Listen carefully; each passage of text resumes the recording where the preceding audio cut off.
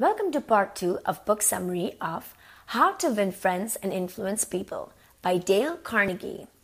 If you missed part 1, please make sure to watch it as we shared 4 principles for winning friends.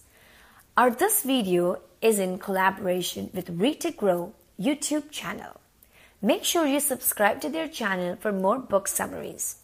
In this video, we will share 4 principles for influencing people. Carnegie shares one of his personal experience.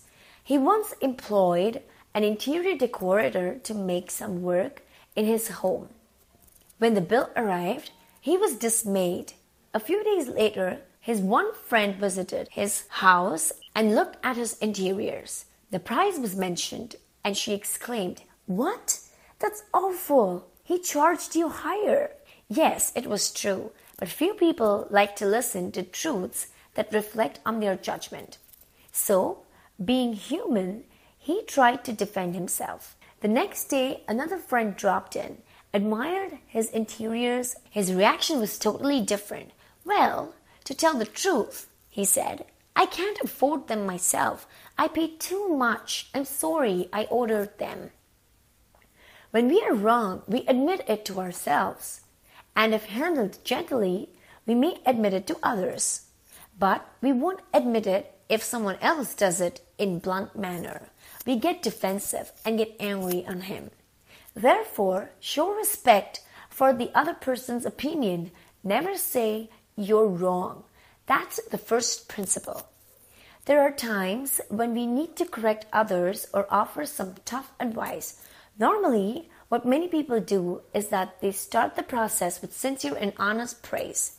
The problem occurs when the praise is followed with the dreaded word "but." For example, imagine that you need to save your brother to do leg workout at gym regularly. Many people will say, "Bro, you're looking muscular, but your legs make it look like you don't even lift." So, what started as a really nice praise totally collapsed by using the word "but." The good news is, with some minor tweaking, these same words can be said without any negative consequence. All we have to do is replace the word "but" with and tweak the last sentence. You could say, "Bro, you're looking muscular, and if you work your legs a bit more, it will be perfect." So, if you need to point other people's mistake, then point them out indirectly. So that's principle number 2. Next principle is about handling difficult situations.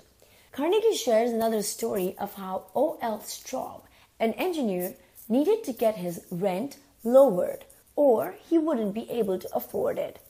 Instead of trying to argue about prices immediately or explain how ridiculously high the rent was, Straub calmly told the landlord how much he liked the apartment and how great of the job they had done running the place.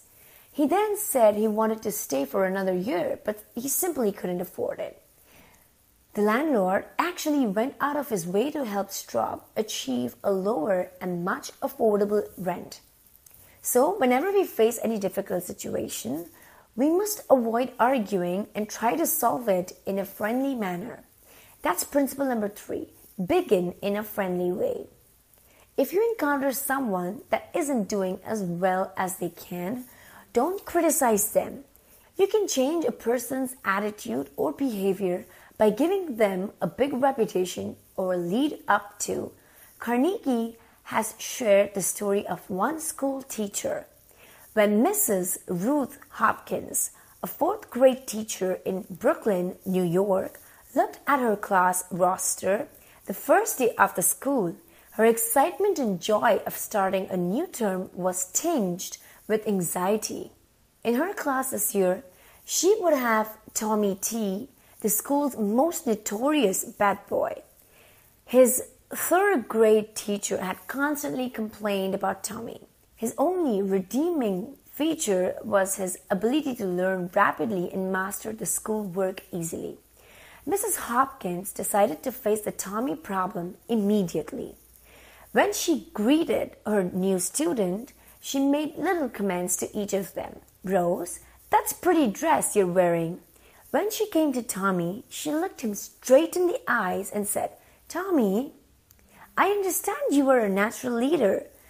I'm going to depend on you to help me make this class the best class in the 4th grade this year. With that reputation to live up to, even a 9-year-old couldn't let her down, and he didn't. So that's the 4th principle.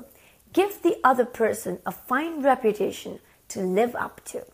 These are the 4 principles. This book has total 30 principles, out of which we have just shared 8.